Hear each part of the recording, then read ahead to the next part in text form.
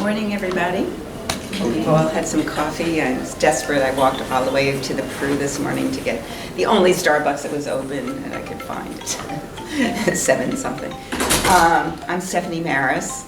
I'm director of the Entrepreneurship Center at UCSF, University of California, San Francisco. What am I doing moderating a First Coast Tech Hubs panel? Greg was kind enough to invite me, Greg Mannix from Resi. So I am actually from Boston, and it's been great to be back here for a while and reconnect with some of the ecosystem here, and my friends, by the way. Yeah, that was especially fun. So I have I now have a West Coast perspective, but I've lived this ecosystem for a long time. So kind of fun to be able to meet some people that I haven't known and hear what they're doing, and then maybe I can make a comment or two as we go along.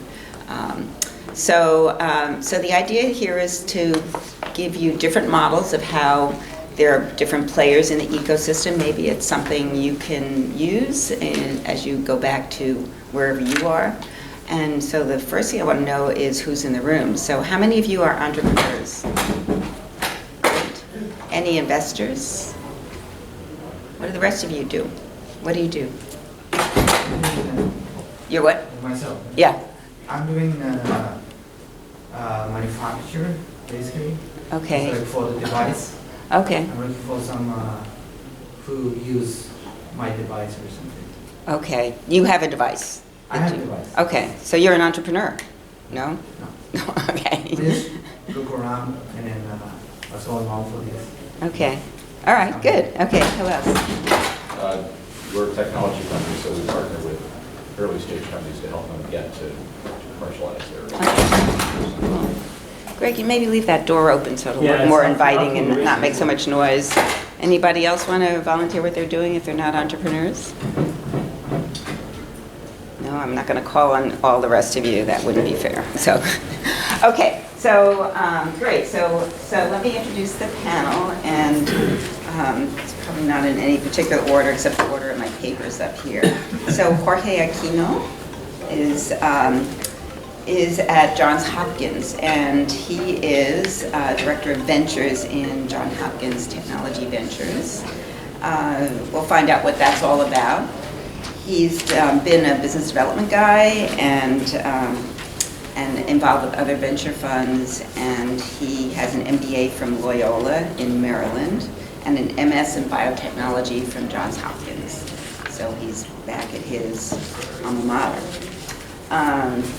So Gary Kaufman.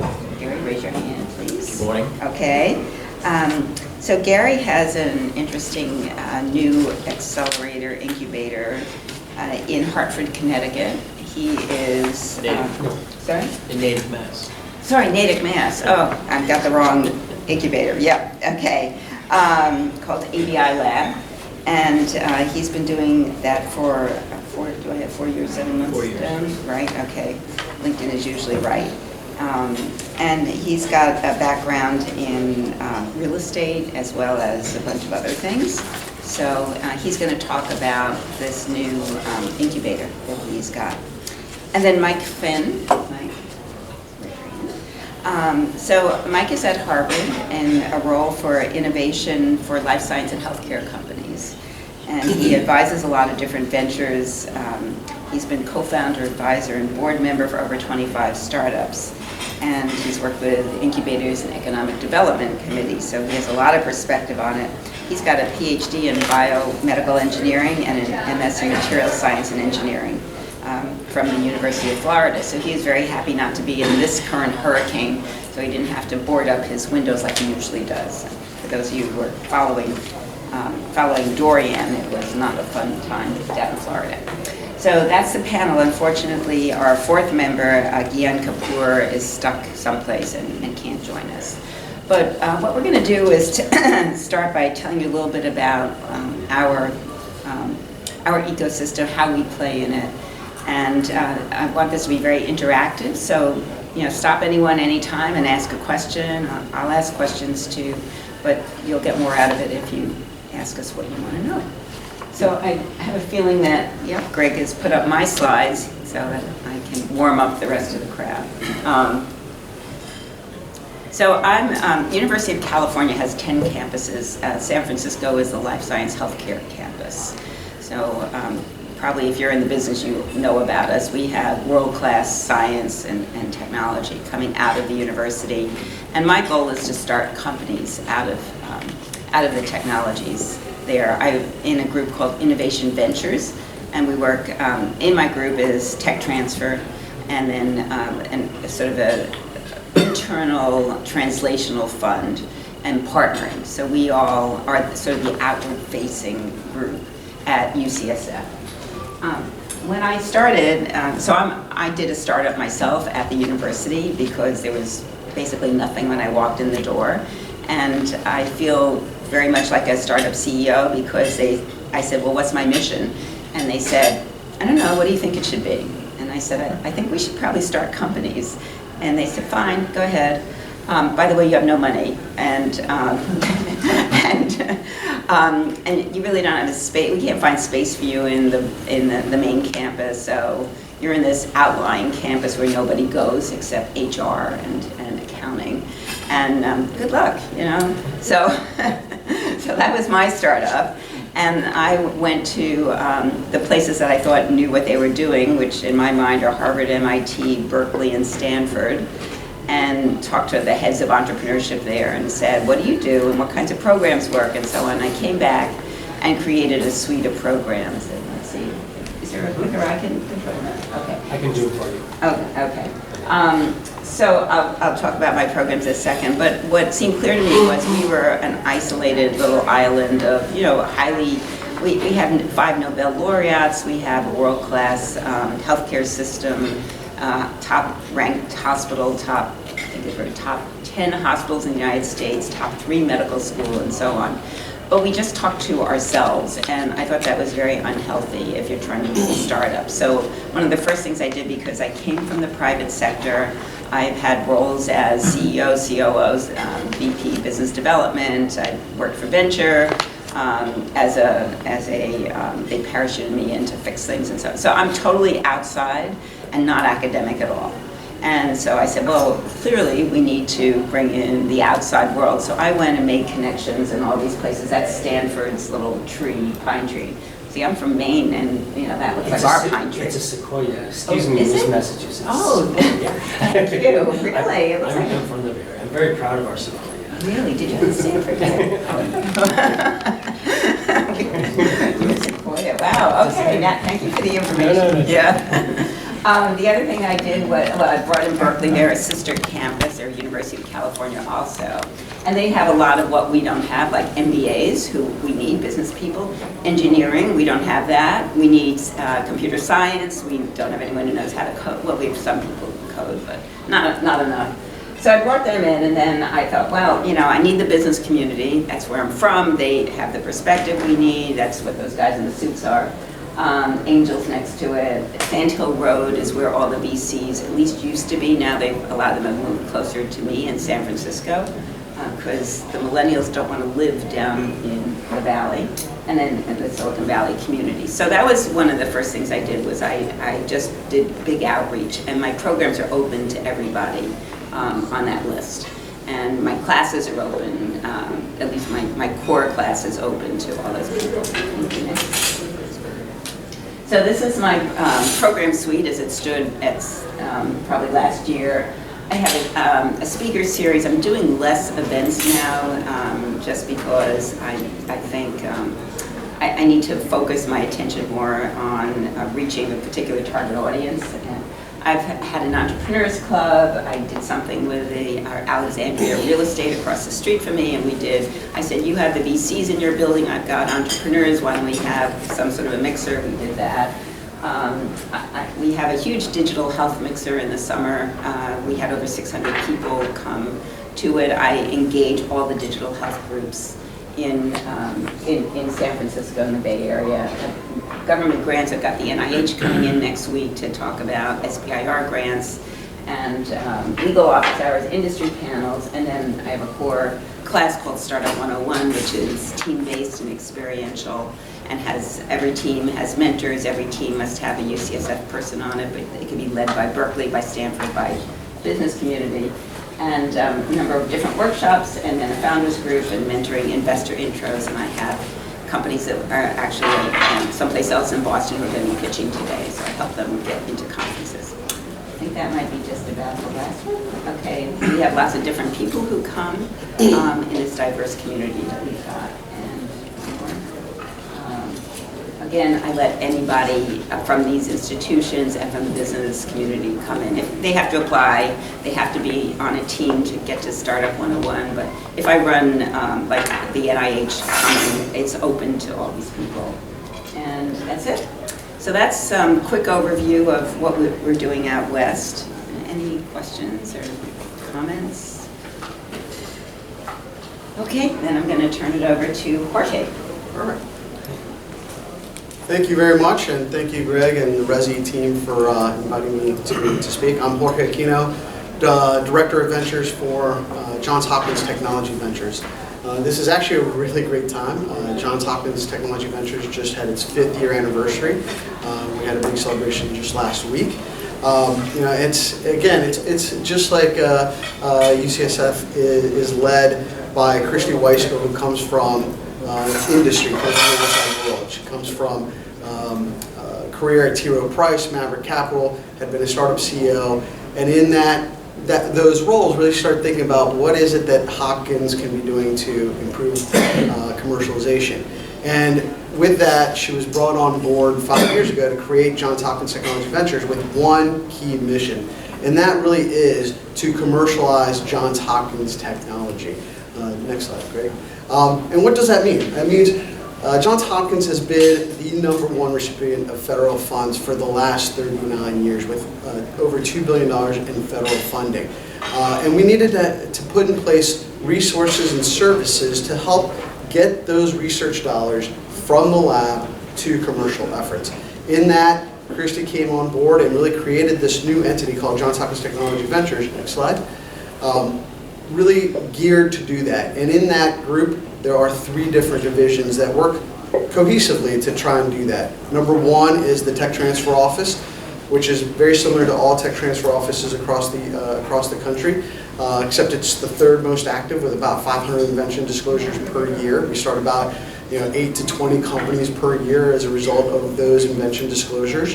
We also have a corporate partnerships team that works closely with the Tech Transfer Office, going out and reaching out to large institutions, Microsoft, Bayer, AbbVie, those type of groups to bring in research dollars to the university and sponsor research, collaborations, develop new IP through those collaborations. And then finally, there needed to be a way to really support those opportunities that made sense for startup creation, right? How do we support those opportunities?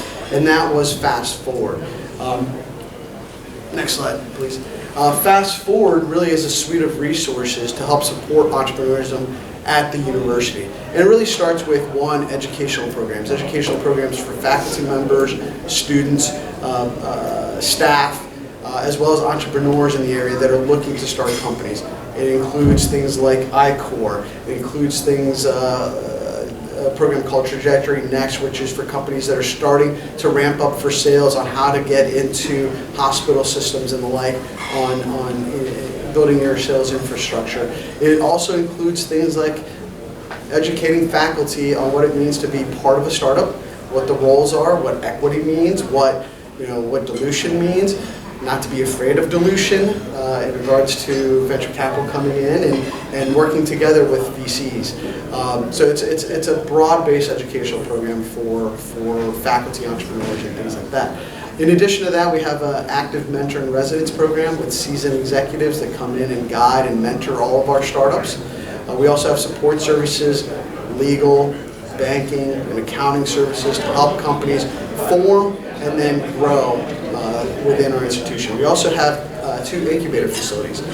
There was a real dearth of lab space in the area in Baltimore, and we needed someplace where faculty members, as they created a startup, could go out and do their research outside of their lab, so that it would be part of a company, and that IP would then, once the license happened, new IP generation would be part of that company. So we've got 2 incubator facilities. The first one, which is near the School of Medicine campus, is is 25,000 square feet. It's got 8,000 square feet of office space and co-working space. It's got 15,000 square feet of lab with 17 private labs and a shared lab space where you can start off with just a bench to kind of test your hypothesis. We also have a similar facility that's a bit smaller, that's close to the Homewood campus, which is the main undergraduate campus at Hopkins, which is about 3 miles away from the medical school and hospital campus. There's also a student space that's geared specifically for students to help students that are looking to start companies in that space, giving them educational programs as well as support for their opportunities. Next slide. I have a question about that. Sure. So do you think faculty doesn't want to be with the students? I think faculty and students kind of need different support services. The faculty startups that come from Johns Hopkins tend to be more healthcare related. I would say probably about 80% of the startups that come from the faculty at Johns Hopkins tend to be therapeutics, diagnostics, medical device, and healthcare IT. On the student startups, they tend to be less regulated opportunities, more enterprise and or retail type opportunities. So they need different support services. Sure. Okay. Yep. Next slide. So in the past 5 years, Christy has really built this fabulous program to help support these things, and you've seen the growth. There's been tremendous growth in these areas. She brought me on board about 4 years ago. I came from mergers acquisitions world with biopharma, having worked at Emergent Biosolutions before coming to Hopkins, having started my career with a small investment group called the Maryland Venture Fund, leading the biotech portfolio for that fund.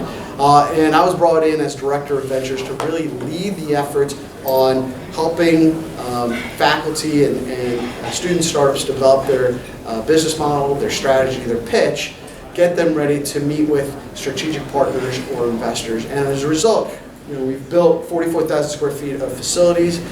We've raised $2.3 billion in venture capital dollars over the last 5 years, and we've had 159 different startups in our portfolio. Next slide.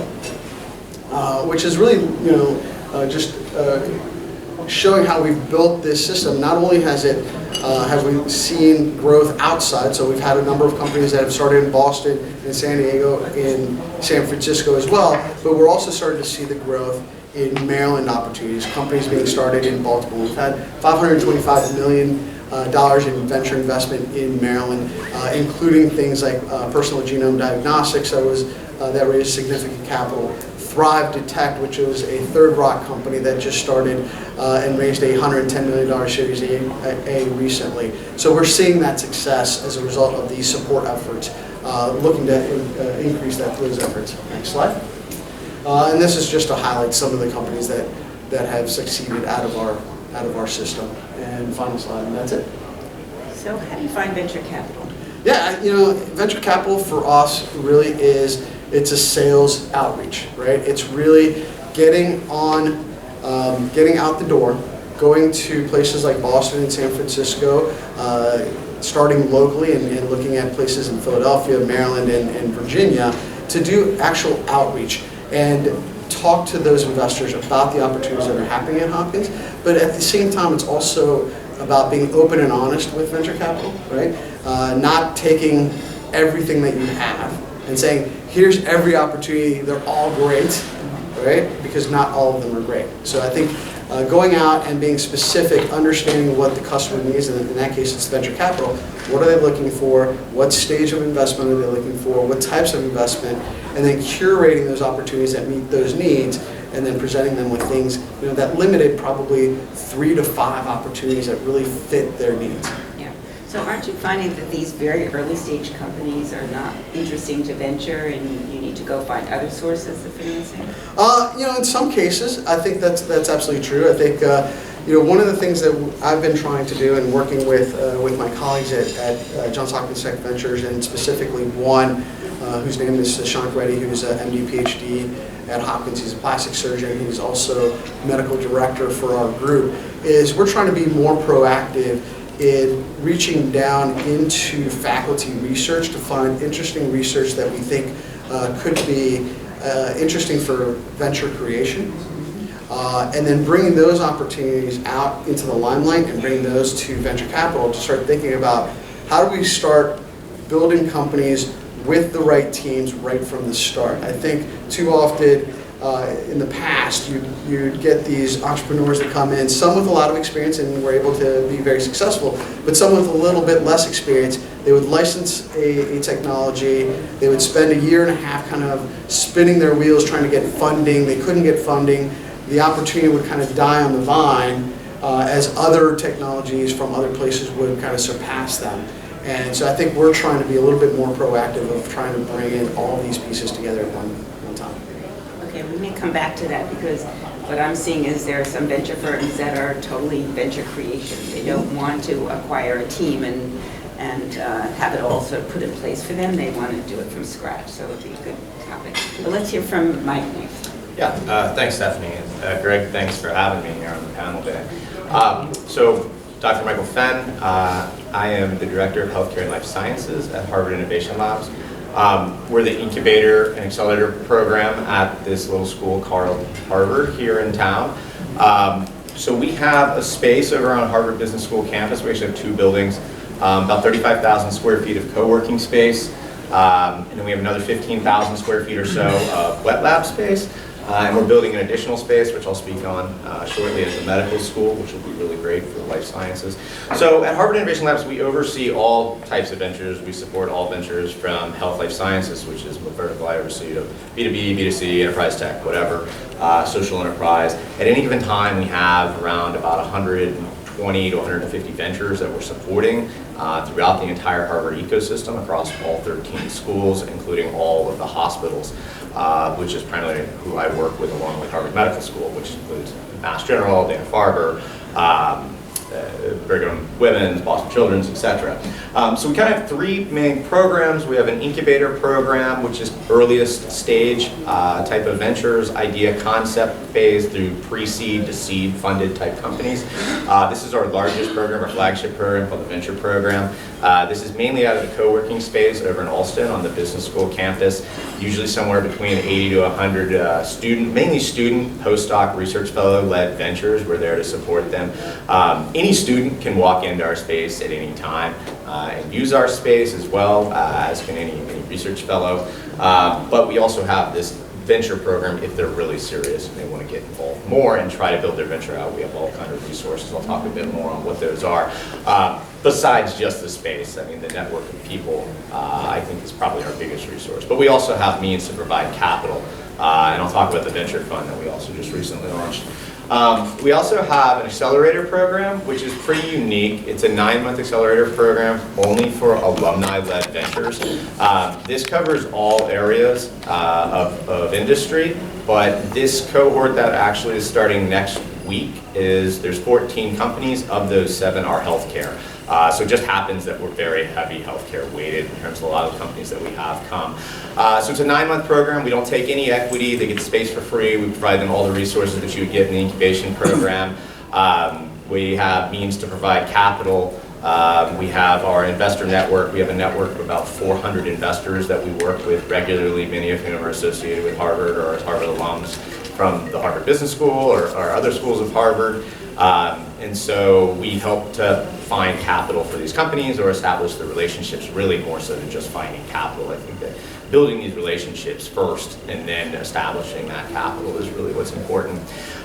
We're very much about people. I think that's our community. Our ecosystem is very much what we are interested in supporting. Then we have the Paliuca Life Lab. So this has been a really interesting experiment. It's been about 2.5 years since we built this and launched it. This space is it's 15,000 square foot approximately wet lab incubator space that we have that's right next door across the parking lot from us. So it's from a donation from the Paliuca family here in town.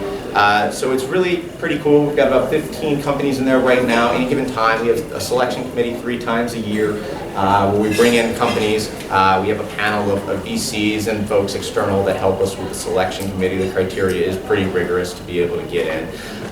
Usually on average, we may have 20, 30, 50 applications depending on that time of year. We may take 3 or 4, just kind of depending on what our space allocation is. Typically anywhere from 1 to 3 6-foot benches, and we also have a private suite with that's currently occupied. It's about 1,500 square feet, currently occupied by one of our teams that actually started as students out of our incubator program. They've raised about $23 million over the past 2.5 years, and they're now CLIA certified diagnostic and well on their way. They have about 20 employees. Go ahead, next slide. Yeah, Palo Alto Life Lab, as I mentioned, applications are always open and running. We have selection committee 3 times a year, so if you know anybody that is a Harvard-affiliated founder, I'm going to put this plug out there. Please, we're looking for applications. We're always looking for great Harvard-affiliated life science companies that are looking for wet lab space. Lab Central, if any of you are familiar with Lab Central, they actually, we contract out the actual operations of the space to them, which is really phenomenal. Harvard is great at running academic labs, not so much at maybe running incubator lab space. So Lab Central is phenomenal at running highly efficient, highly effective incubator lab space for these companies, these researchers that have mandates from investors. All right, next slide. Okay, Longwood Life Lab. So this is the one thing I did want to mention. So we are building an additional space in addition to the 15,000 square foot. We received a donation from another donor, a gift of about $200 million fall last year, about a year ago, for this therapeutics initiative that's going to be out of the medical school. Part of that money, about 10%, has been set aside to build a new wet lab incubator space, actually within the medical school. So if any of you are familiar with the quad, we're actually going to be building this right there in Longwood on the quad of the medical school. So you walk from Gordon Hall, or you walk from TMAC, right through the incubator as you're walking through the medical school, which is really unique. So this will provide maybe about 18 to 20,000 additional square feet. I'm on the planning committee, just started working with our architectural firm on planning this out. It's going to be a very unique space, so really excited for this. Go ahead. And then last, I wanted to just mention the Alston Venture Fund. So we just launched this new venture fund. It's very small. It's not very large. This is in partnership with 6 VC firms here locally: Bain Capital, General Catalyst, Polaris. We have partnered with some of these partners. They've come in as our LPs on this fund. It is not technically part of Harvard Innovation Labs. It's its own separate entity, of course, as it is a for-profit entity, right? But the companies, we select the companies, they go in, they pitch. Checks are written from anywhere from $10,000 to $100,000. Typically $50,000 to $100,000 is what we had written on the first time. We had, I think, 11 companies pitch, 7 were funded, so the bar isn't super high. It's very, very founder-friendly, all done on a safe MFN, no cap, no discount type of note, so it's a really great deal. And I think really what's important here is the experience that the founders get. They get to interact with these top partners in the biz. They get to get that networking experience. I mean, capital is great. We have other means to provide capital, but I think being able to go in and pitch and provide this insight to these founders from these partners is really phenomenal. Last slide. And impact, just kind of an idea. I think we're somewhere, we don't do a great job, honestly, keeping track of all these numbers. In total, not just health life sciences, all total, probably 1,200 ventures incubated in the past 5.5 years. I think in the life sciences lab, in the Palo Alto Life Lab, I think we've incubated now 28 companies. The last group that just moved out of there, I think there was 6 that graduated from the 2-year cycle. 4 raised a Series A at between 8 and 18 million. 1 received a $2.5 million NIH grant. I don't remember what happened to the last one. We have about 150 active teams from all 12 schools, really 13 if you include the extension school. Somewhere around about $190 million total has been raised while companies are incubating at the iLab, and in total companies that have launched out of the iLab, somewhere around about approximately $1.7, $1.8 billion have been raised. But really, I mean, the money is great. But the teams, the people, the connections, the community, the ecosystem is really, I think, what's most phenomenal, and that's what we offer. We have just a phenomenal group of people, of community that we get to work from investors to folks from the corporate world, serial entrepreneurs, our alumni, staff advisors and directors like myself, and then just the founders, the students, the faculty, the postdocs, and alumni that we get to work with. They're just phenomenal. So, thank you. So what does it mean to be founder-friendly? You mentioned your terms are founder-friendly. Yeah, so we're very much, everything we do, of course, is very founder-friendly, but the note that we use is typically would be seen, I guess, as very founder-friendly. It's, there's no cap, no discount. It's an MFN safe, so it's a safe model on YC? Safe model, very much like the YC. Yep, it's actually the document. If you go on YC, you can find that document. No cap, no. Everyone knows what YC is? Y Combinator. Y Combinator is a very well-known accelerator in the Bay Area that's international in scope and they love to say that their admissions are tougher than Stanford and Harvard. Yeah. Yeah, so, Used to be. yeah. It's, I don't know how you feel about that, but what percent do you take for admission? So we're pretty much there. We're totally inclusive, right? So we're there to serve everybody. If you're part of the Harvard community, we have something for you, right? So, I mean, there obviously are some criteria. There's some bar, right? The incubation program, it's pretty low. You have to basically put together a team, identify the problem you're solving, have some traction, right? Don't have to have any money raised. Typically, cohort I oversee of life science teams, they may have raised some funding, whether it be grant funding or some really early pre-seed funding or foundation money or whatever that might be on average, maybe half or so, when they get started. The accelerator program and the life science incubator program, on the other hand, are very selective. For the accelerator program, this cohort that we're bringing in next week, we had, I think, over 200 applications. We brought in, well, we selected 12 and then 2 additional on top of that, right?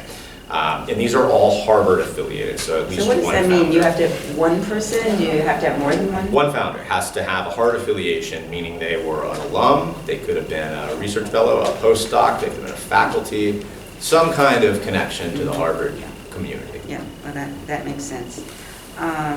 Questions for Mike about his model? What, this $200 million gift, is any of that going into a fund, or is that all going to building? No, so only 10% of that is going to infrastructure. The rest, the $180 million, is actually going to fund translational commercialization of therapeutics. So it's all for basically everything from early stage research, all has to be translational, all therapeutics focused, all the way through translation and commercialization, working with the hospitals for first in man, as well as Harvard Catalyst for regulatory, IRB, et cetera, oversight. And then we have an additional deal that we did, that the medical school did with Deerfield for another $150 million, which we're tying into this as well, so giving us a little over $300 million for translational commercialization. So work. to fund projects inside Harvard? Yes, to in the medical translate school out. specifically, In the medical on school. therapeutics specifically, yes. Yeah, so the Deerfield program is actually a Yeah, really good program. phenomenal, yeah. They've done, I think, 14 different collaborations now with academic institutions. They've done one with Harvard, they've done one with Hopkins, Vanderbilt, North Carolina, as well as Northwestern, are the ones that I can think off the top of my head right now. But it's a great program to really kind of fund early stage research, preclinical, all therapeutics focused, really thinking about how to take academic research, translate it, get it to IND, and then if it makes sense, create a company around it. So we've done the same thing. They've funded 4 different projects already at Hopkins for about $30 million in funding to 4 different faculty projects, and they're going to get ready to start at Harvard fairly soon. Yeah. Okay, great. It's Yeah. really phenomenal to see a VC private equity funding research, essentially. Yeah, right? what do they get out of this? So it's done as a licensing deal and or Right. what will be done as royalties. So once etc. once they pick a project that they're going to fund, and I'm assuming Harvard's the same way, which is there's no exclusivity to anything, so Deerfield doesn't carve out anything. But once they pick a project, there's usually an option to that project. At the end of the project term, they get to IND. If it makes sense, they'll create a company, then they can come in and fund it and get it going on its way. Okay. Deerfield, for those of you who don't know, is a venture capital firm based in New York.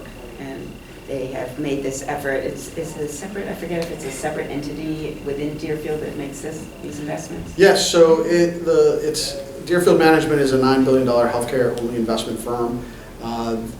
It is doing these investments through their Deerfield Innovation Fund, which is actually their nonprofit fund.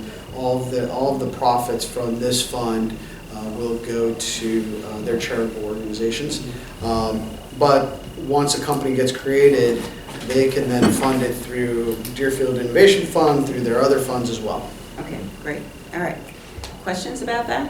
Interesting model, way to engage venture capital very early with some significant investment. So, okay, we're now going to leave academe and go to Gary. Tell us about the real world, Gary. That's a nice way to put it. Good morning. Thank you all for coming. I'm the Chief Operating Officer and co-founder of ABI Lab, and I guess that is an important difference, I guess. We are all privately funded. We're not affiliated with any university. We're not affiliated with any large company. We don't have any handcuffs on us or strings attached. And I think that's one of the biggest differences. There's great things about Harvard and Johns Hopkins, but sometimes I'm sure you've seen some limitations of things you'd love to do, but you can't do because of those handcuffs. As you can see from the slide, this is our new building. This is opening up January 1st. We have 2 buildings now in Natick, about 25 minutes from here. When you jump on the Mass Pike. We're the affordable alternative to the Lab Centrals of the world.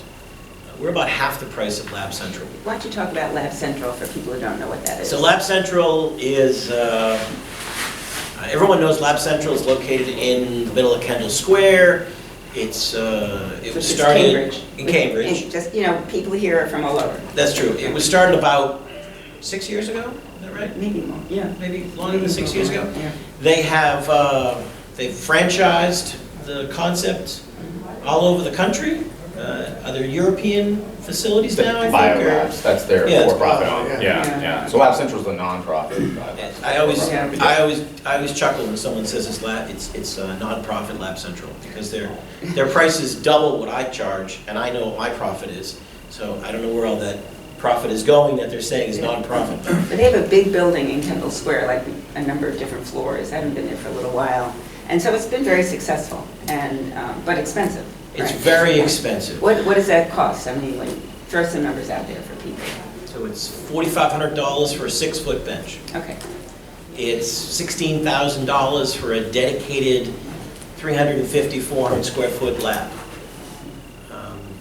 Is that an annual, monthly number? Monthly. Monthly, okay. So you have to have a little money to buy into Lab Central. Exactly, Yeah, okay. exactly. We don't have a lot of common bench space, but we're $2,250 for a bench space, and we are $4,500 to $5,500 for that 350, 400 square foot lab space. So you can see there's a big financial difference between the two. Do they have a few more pieces of equipment that are fancy? Is there a building in Kendall Square? Yes. They're less expensive than our web lab space. Are you really? Yeah, really. Oh, okay. We're $2,800. We're 900 for a bench and Jeez. then about 3,000 for our largest, 6,000 for our largest lab. It's all about real estate. Yeah. I mean, the real estate in Baltimore Yeah. is much less than the real estate in Cambridge, and we're sort of in the middle. But So we are, so as I said, this is our new building. We're opening up January 1st. It's a 4-story, 68,000 square foot state-of-the-art building built ground up. There are 47 dedicated wet labs in the building. This is our second building. We're part of a campus, I guess you'd call it. We're part of the movement out to Metro West. And in fact, I'm actually co-founder of the Metro West Life Sciences Network, which is, the mission is to encourage or to develop a education about, there's a lot of companies in Metro West doing the life sciences. And your burn rate, you can lower your burn rate by 20 or 30 or 40% if your real estate is that much less. So, our second building, as I said, this is our second building. The first building is about 17,000 square feet, so we have 85,000 square feet in 2 buildings right across the street from each other, about 65 companies in those 2 buildings. Our mission really is to help our family of companies grow and succeed. We've had some great success stories over the years. We're on site every single day. I'm there, my partner Dr. Neer is there. We're helping people with grant writing, we're helping people opening up Rolodexes for funding, to reach out to venture capitalists. We're helping people essentially that they move in today, they can start their science tomorrow. A lot of times you move into a vanilla space and it takes you 3 to 6 months to build out that space. So our spaces, like your spaces, I'm sure, have all the amenities that someone needs to start doing their science tomorrow. One of the biggest differences, I think, are we really believe and we're really passionate about the companies. And I just want to talk about one of the companies one of the first companies we incubated. Some of you may know is Karyopharm Therapeutics. They're now in Natick. On July 3rd of this year, they just received the approval from the FDA for the multiple myeloma drug. So it's a real good feeling to know that we're helping thousands of people every day now, and maybe millions of people going forward. That drug was started in Natick. All the research was done in Natick. We were disappointed because we didn't have the facility or the space when they were looking to expand. And unfortunately, they're in Newton now. They moved closer to Boston. But we really feel that it's important to change the lives of people. And that's what we're here all about. Don't get me wrong, there is a financial component to this, and we're all here for the financial component as well. But sometimes we lose sight of what we're really here for, is to help people improve their lives on a daily basis and improve the lifespan. Personally, we make investments as well. So this is all our personal resources. We've made 4 investments so far, and we hope to make 1 or 2 more investments every year going forward. We're going to create a fund at AVI Lab and really try to make 2, 3, 4 investments every single year at that. We're mostly pharma. We're a little bit of med data or data pharma, however you call it, but we're mostly pharma in our buildings, and that's what we're set up. Meaning therapeutics. Correct. Okay. Correct. So, thank you everybody for explaining what you do. So now I've got a general question. This is a Resi conference and people are here to look for investment. So to the panel, the stuff you're working with is very early stage. What have you found to be the most prolific investor groups to go to? How do you pop these companies out and actually get someone to invest enough to get them to proof of concept? What are the sources? Yeah, I think for me, because that's what I think about every day. There's a couple of different sources, and you know, for Hopkins Technologies, which tend to be healthcare related, and I'll say therapeutics focused right now, angel investments for those opportunities usually don't make a good deal of sense, just because of the large amounts of capital that are required and the dilution for angel investors. So where I tend to spend my time on those opportunities is really going after kind of started with a focus on kind of the top 25 healthcare investors, doing outreach and developing relationships there to bring them in, the types of folks that are capable and looking to do seed, Series A, or venture creation.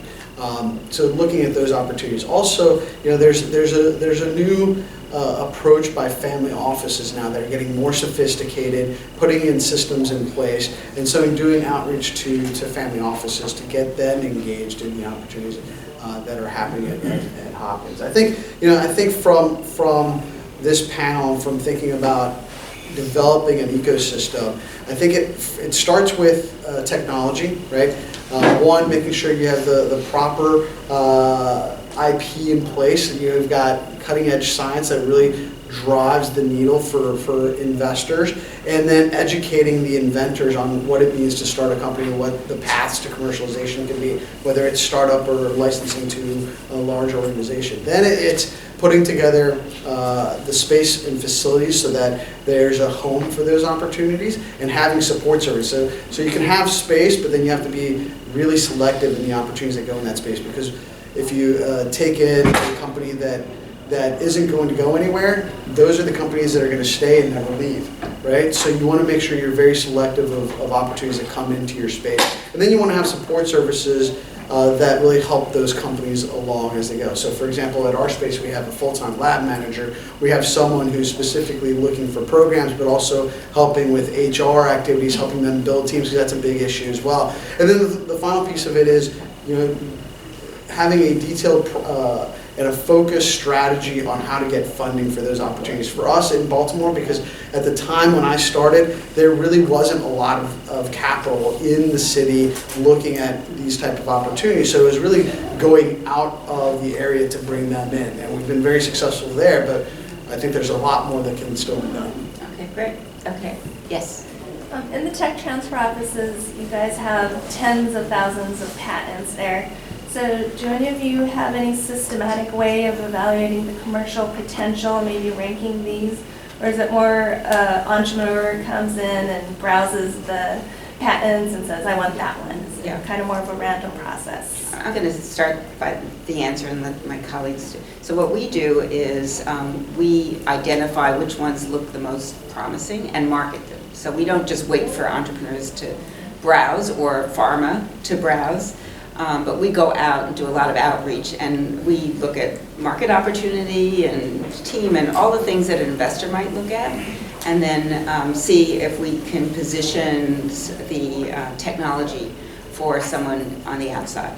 So it's, yeah, of course, we all list our IP on websites, so you can search by cardiovascular or neurological or whatever and see what IP there is, but we're much more proactive than that. But maybe Mike, you want to answer that? Yeah, so we're kind of unique. We're very separate from OTD, our tech transfer at Harvard, Office of Tech Development. We do work with them to some degree, but our space is really it's a IP safe harbor, I guess, if you will. The Life Lab, the wet lab incubator, has been carved out completely separate, has its own 501c3 under our umbrella, such that it operates where anything you invent in that space, you own. Harvard lays no claim to that. Similarly, in our co-working space as well. So in the new space we're building, we're working with OTD on what that'll actually look like. It's experimental. We obviously do work with OTD because many of our entrepreneurs obviously license technology. I think it's really important that we have that in a relationship. Obviously the technologies that they're building that are coming out of the labs of the faculty, and maybe a research fellow is working on spinning that company out. We got to have that relationship. But we are in kind of a unique position in terms of how we are set up. And I think it's a big value proposition that we add, that we can provide to entrepreneurs, that they get to keep all of their technology, get them on their technology. How about Hopkins? Yeah, so we try and be very proactive. So we've got the search engine as well that you can go out and search and things like that. Our tech transfer office takes in the disclosures, develop that patent strategy, and then goes out and starts marketing those opportunities. The nice thing about it is our three groups that I outlined earlier are all kind of co-located, so we work closely together, but we all have kind of different missions. Right, so the tech transfer office takes in those disclosures and goes out and tries to market those opportunities. I will reach out to the tech transfer office on a daily basis and say, give me a list of the things that really excite you, and try and go that way. I also work, as I mentioned earlier, we've got someone, Sashank Reddy, who's the medical director, who will walk the floors. We also have someone in our office who's specifically focused on translational research. So we'll actually go into the hospital, the med school, the university system to meet with investigators, find out what they're doing, and start pulling things out, even before there might be a disclosure, and say, hey, this might be interesting. This is what we're seeing in industry of things that venture capital is looking for.